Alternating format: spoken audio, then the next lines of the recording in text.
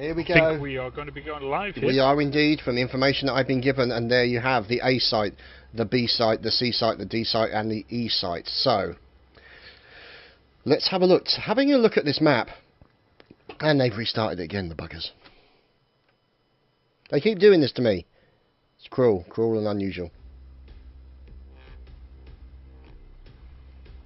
So, this is going to be an interesting map. You're going to have the two gimmies, or it's actually one gimme. You're going to have, I would say then, what would you say is the gimme for the US team, the A or the B? Both. Okay, so essentially the E and the D will be the gimmies for China, and most of the battles will be going on around the C point. So, let's get it on, ladies and gentlemen. TBA versus WtD on Dawnbreaker. Well, it depends on strategy on this. If people start holding spawns, it does look like we have a man down already starting off on this game. I'm not sure if they're going to ask for a restart or they're just going to keep playing. Difficult to say.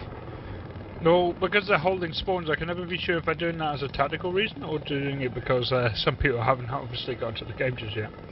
Yeah, it's a possibility. We don't know for certain. And WtD, so wow. Nvidia in the Chinese helicopter very nearly collected one of the F-35s. And now the F-35 is focusing his attention on the helicopter. Looks like... And there we go. There we go. As I said, I told you a restart would come, Chadman. I said it would come. God damn it! Damn you people. Damn you all to hell. Oh dear. Thing is, because of the way you can do this with planes and helicopters, you can always get quite far ahead and use one of them to drop out the pilot.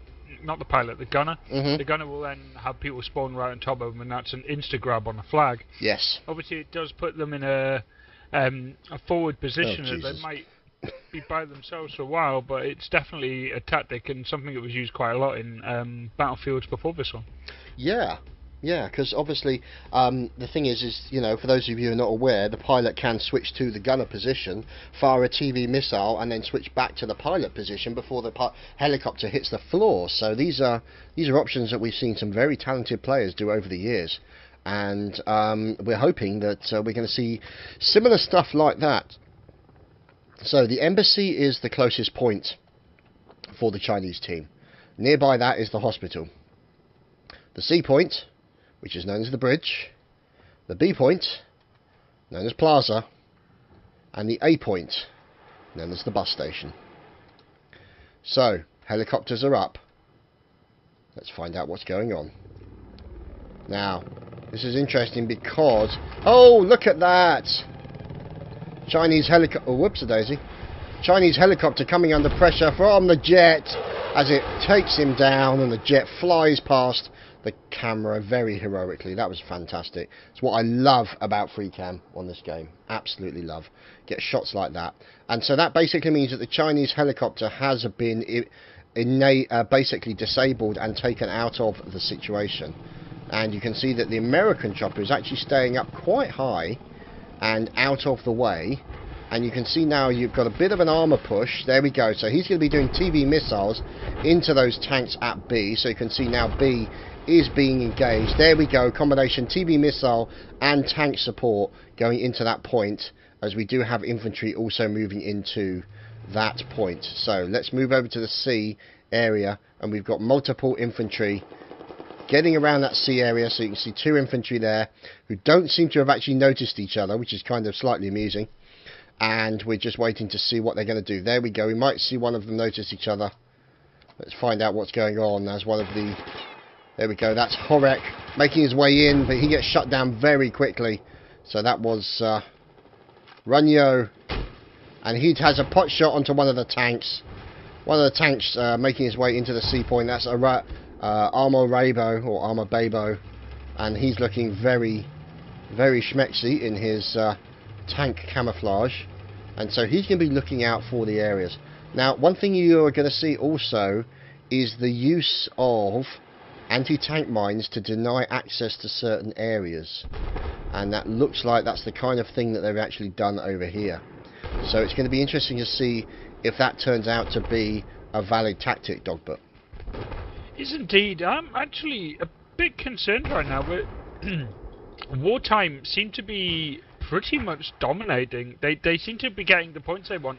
Obviously, there are some hiccups along the way. There's a lot of infantry over to B, but they've got the C, they got A, they did have B a minute ago, and obviously they're putting a lot of pressure onto A. I believe it was, watching them fight now, they managed to kill each other. That's Ben who's been doing a one-man push over to the D flag for quite a while now, and giving them a ticket bleed.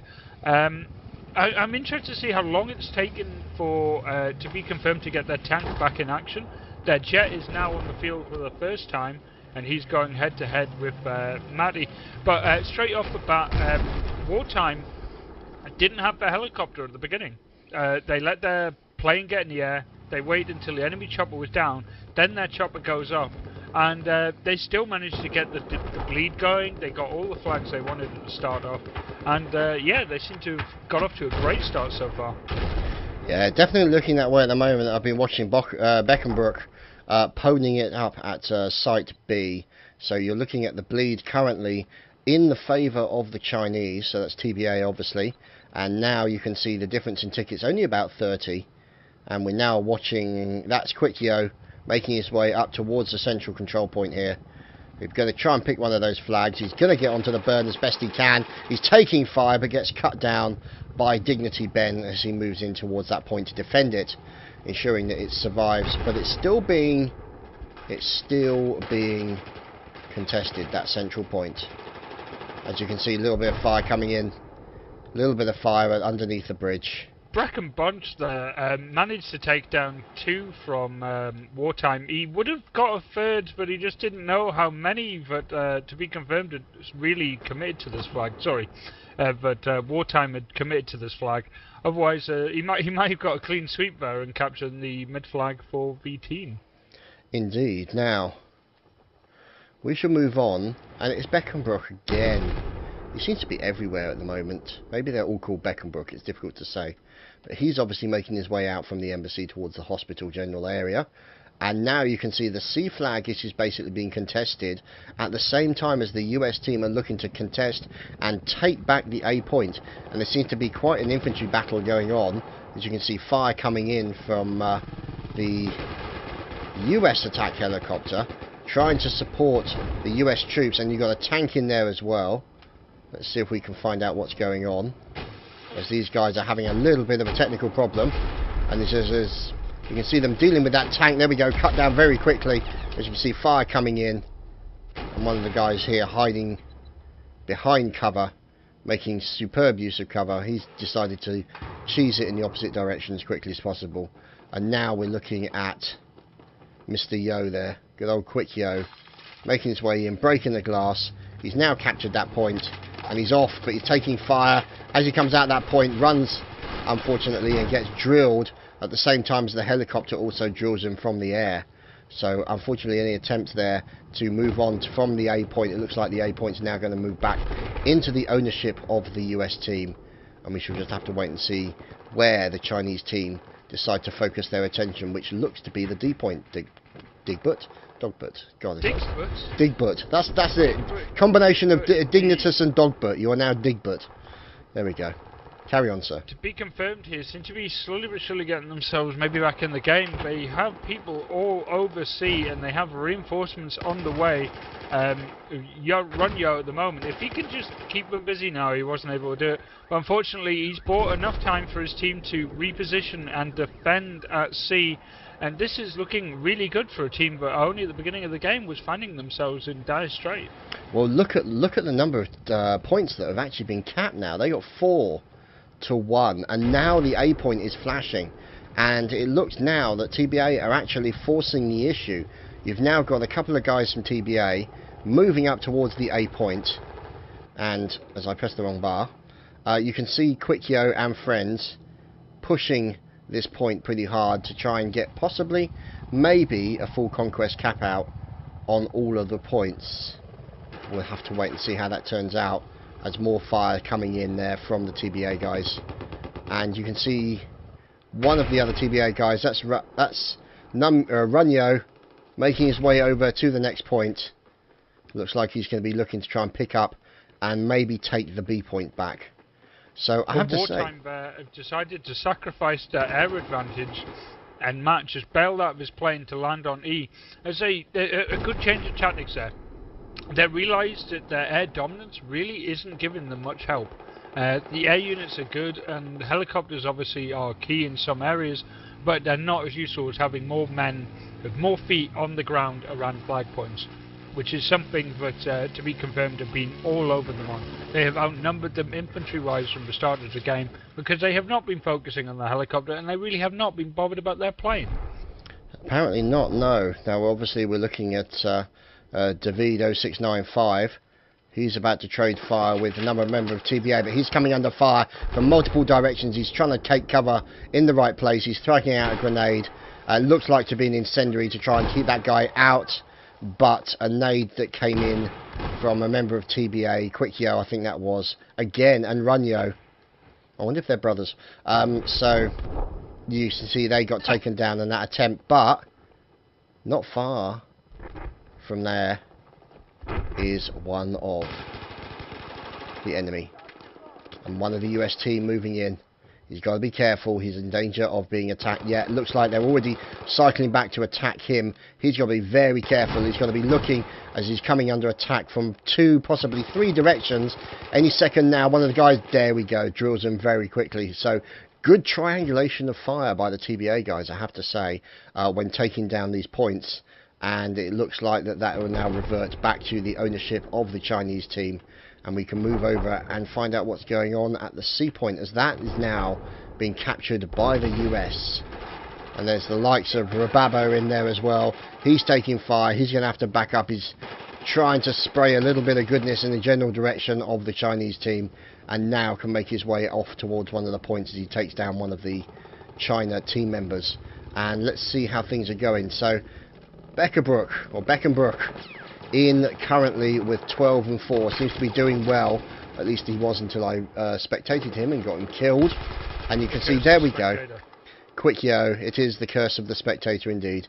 So we're now looking at David 0695 in the process of trying to do some evil things to the nearby gimme of the Chinese team. We'll just have to wait and see how that turns out. Let's see what Nvidia is doing in the helicopter. Now, let's see if we can find out what's going on there. So, interesting so far, Dogbert, I have to say. Oh. Yeah, the Chinese team, to be honest, had a bit of a rough start with their chopper going down so early, but it might have been a mixed blessing for the other team, as it just led to far more infantry, really, that they were able to handle at the start of the game. But they've slowly given up, well, I say they've given up their plane. Matt is back in the plane as he's coming in to try and take out the Chinese chopper, and he does it and takes them all out. And that's a brilliant play there. I think it's a far more dominating air support by Wartime, and he sacrifices the chopper advantage, plane advantage immediately to get down on D flag and capture it, and that's what they really need to do right now when they are significantly far behind tickets. Yeah, at least 2 to 1 in comparison. So you can see obviously TBA currently running the map as far as you're concerned, I suppose, and you can see now the likes of DJ Niner trying to capture that point. There we go, now back under the ownership of the Chinese team, or so the US team I should say, and the C point now in the process of being overrun by Chinese infantry. This is the human wave tactic we've seen in history, and the Chinese are doing a fantastic job of shutting down any Americans who are coming into that point and heading off at the pass any attempts by the US team to get that C point back. However, the American team are still continuing to pour fire from all directions to try and take that point, or at least secure that point and ensure that it stays in the ownership of the US team. However, it may be too little too late, but look at the difference in tickets, the difference 69 to 56. Could this be a turnaround for WtD? What's your thoughts? The battle was really intense on the C flag. Both teams funneled in basically every infantry player and everyone, in fact, into that battle, and it came out on top for Wartime. And if that hadn't happened, they would have really struggled to keep this bleed on them. Because of that, they've been able to level the score out of 55 to 51, and that is giving them the lead here with the bleed. So the big battle here is going to be if to be confirmed cannot hold here, then they will find Wartime taking the victory on this round. It's looking that way at the moment, and you can now see the US team in the process of trying to recapture the point, hiding behind those computers and ticketing desks to try and avoid any bullets coming in from the Chinese team. And it looks like the A point is going to be held by the US team, as you can see. They're finally ticking over, and it looks like there are no more Chinese in the immediate vicinity who could threaten that point, but you can see the US team still trying to push against the hospital at D, and still more Chinese, the likes of Quickyo, making his way through up towards that A point, determined to try and get it back, get the bleed off them as they're down to 28 tickets. But he's now running to a very heavy tank. Behind the enemy tank. It's going to be really, if we can clear up this pocket of resistance at C, this could be the break, but they need the Chinese team, to be confirmed, really need to clear it up at C to get a bit of control back, need to get the bleed away from them. But unfortunately for them, it just seems that they can't deal with the fluid nation of Wartime here. They're all over the map. Yeah, it looks like other members of the US team there, the tank finally getting finished off, and the Chinese team moving in, Runyo and Quickyo, who appear to be joined at the hip with Nvidia in the helicopter, doing a great job of suppressing that tank and turning that around as far as he was concerned. However, like you said, it may be too little too late with only one ticket remaining and the remaining points ticking over. 46 tickets the difference. Very close match. It certainly turned around towards the end there, Dogbert. It definitely did. A switch in tactic, and like I said at the beginning of the game, when we were talking about vehicles and we were making a bit of noise about it, and I basically came out and said infantry is going to be far more important than vehicles. And that's what basically turned to be the case. Because you can get... there's so many points on the map. A vehicle is just not a subtle way to travel. It's very predictable where they're going to go. But a lot of infantry spread out quite thinly are able to make the attacks where they're needed. They can be the spawn beacons that everyone wants.